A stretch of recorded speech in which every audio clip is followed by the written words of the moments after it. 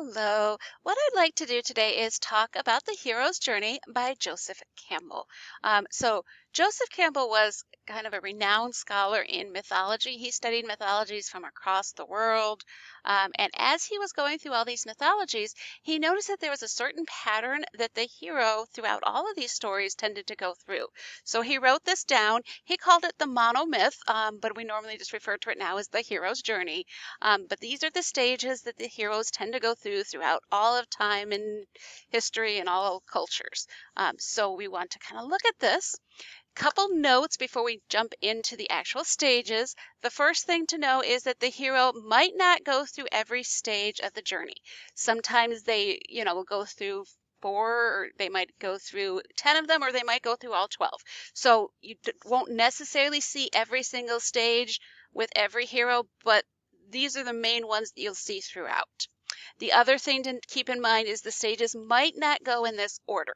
So you might, for example, I've got here the meeting the mentor and then the call to adventure, or it might be that they get the call to adventure, they cross the threshold, and then they meet the mentor. So it could go in different orders, but this is kind of the general progression. Okay, so just wanted to make sure you understood those two things. So now let's talk about each step in the journey. So the journey starts here at the top of the circle, and it's purposely a circle for a reason because it is a path that they go through with the arrows going in this direction. So they start out in the ordinary world. This is a regular life. Life is, the hero knows it all, his life, his or her life. And things are pretty much kind of the way they've always been. A lot of times in this moment, you will see the hero longing for something more. They feel a pull towards adventure of some kind. They may not know what, but there's some longing there. They're not quite content to just live in the ordinary world. Well, next thing that happens sometimes is they'll meet a mentor at that point. Somebody, and a mentor is generally somebody who is older than them, wiser than them, someone who's been out there and knows more than they know. They have been to the special world, and we'll talk about that. So they've been to the special world. They know what it is all about. They are here now to guide this soon-to-be hero on their journey. So they might meet the mentor, and then they'll get a call to adventure. This could be anything from that mentor saying, hey, let's go on an adventure. Or it could be something more subtle than that. There's something that says it is time to leave the ordinary world and journey on to something more, right? So they get this call. A lot of times, not always, but a lot of times, first thing that happens when our hero hears this call to adventure is that they'll refuse the call.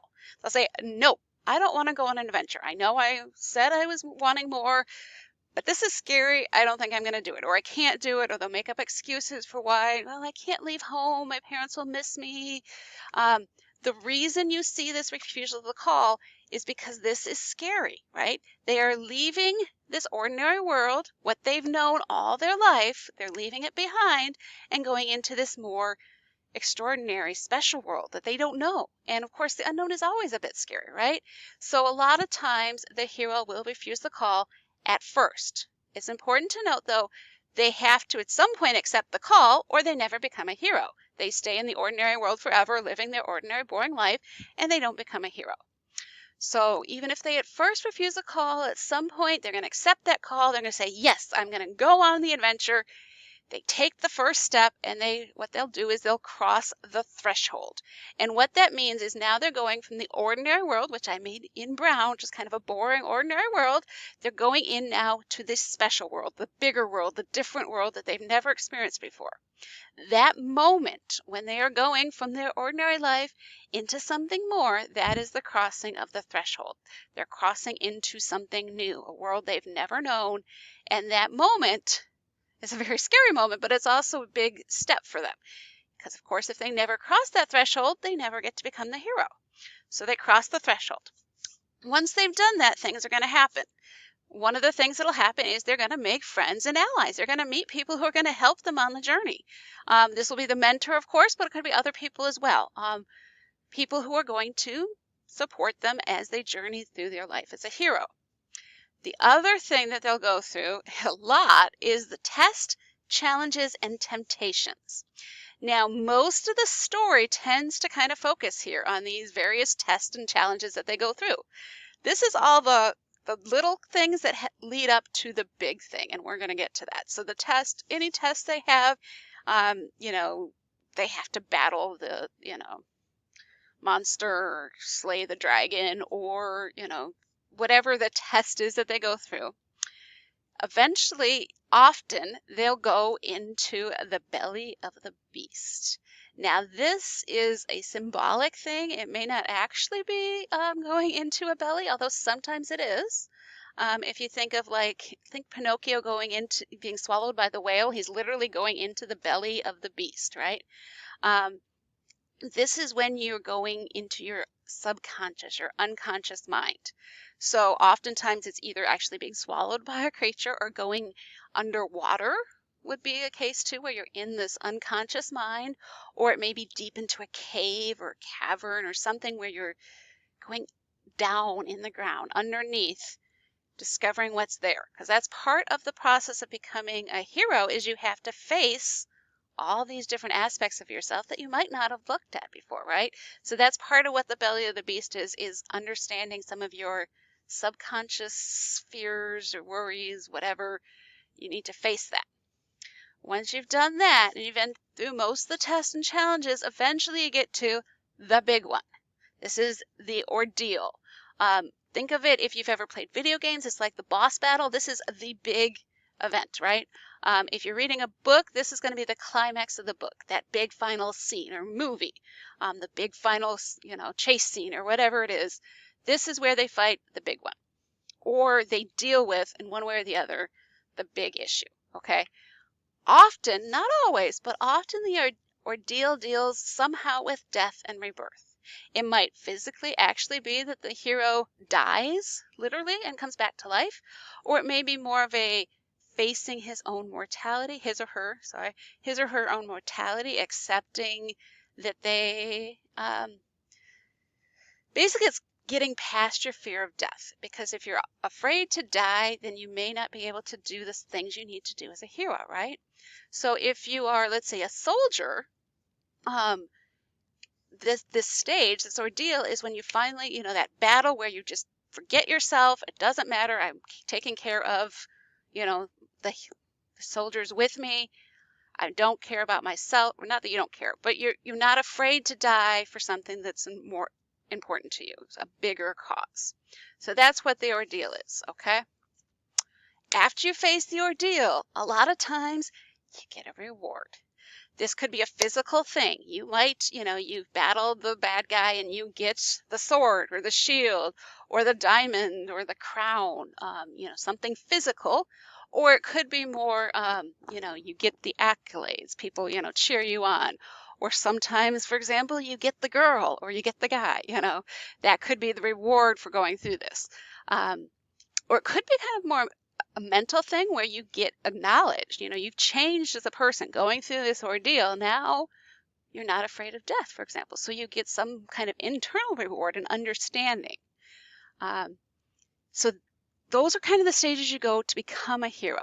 Now, the important thing with the hero's journey is it is a circle for a reason. You start off in the ordinary world, you go into the extraordinary world, you go through all of these things, but once you've reached the end, you've gotten your reward, you've changed, you become a hero, the next step is you need to go back to the ordinary world. So the road back is you leaving the special world and going back to the world you knew. You don't necessarily have to stay there, but by going back, you're kind of giving back to what you left behind, okay? And that specifically, the giving back is when you return with the elixir. So literally, an elixir is like a magic potion. So it could be, if it's a traditional story, fantasy story, you go through the ordeal, you kill the dragon, you get his potion, which is the reward, you come back with this potion, which will bring everybody back to life, or whatever the potion does, right? The problem is, most of the time when you come back with the elixir, the people in the ordinary world don't get it. They don't trust it. They don't like it. They're like, what in the world is that? I'm not swallowing that potion. Or, which is more the case, usually the elixir is less a physical thing and more of an understanding. So you have knowledge, right? You gained all this knowledge from this journey.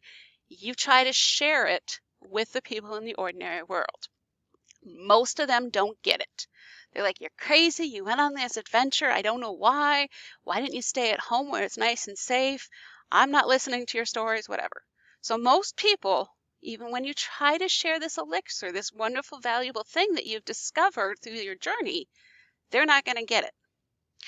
But that's okay. You still have to try, because it is quite possible that somebody in that ordinary world is a hero ready to be born.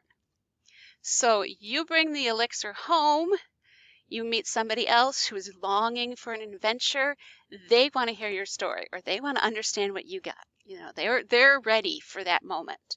And so you then become the mentor to this new hero, and the cycle continues. And that's why it is so important, again, that the hero's journey is a cycle and a circle, because you go out, you leave your home, you go on this journey, you cross from the ordinary world and you go into the special world, you go through all these challenges, you finally face the big ordeal and become a hero. Then you have to go back and give back to the world you knew, so another hero can start off on their journey. Okay, hopefully that covers all of it. Obviously, there's, different, depending on the story. Again, remember, they might not go through all the stages, and these stages might not go in that order, but this is the general pattern that you'll find throughout all of mythology, throughout modern stories. You can see this in movies today. Now that you know it, you start looking for it everywhere. This is a great way to understand stories that you read. It's a great way if you want to write stories to use this as kind of a guide for how your story is going to be. So I'm glad I got a chance to share this with you, and I hope you understand it and it makes sense. And have a great day.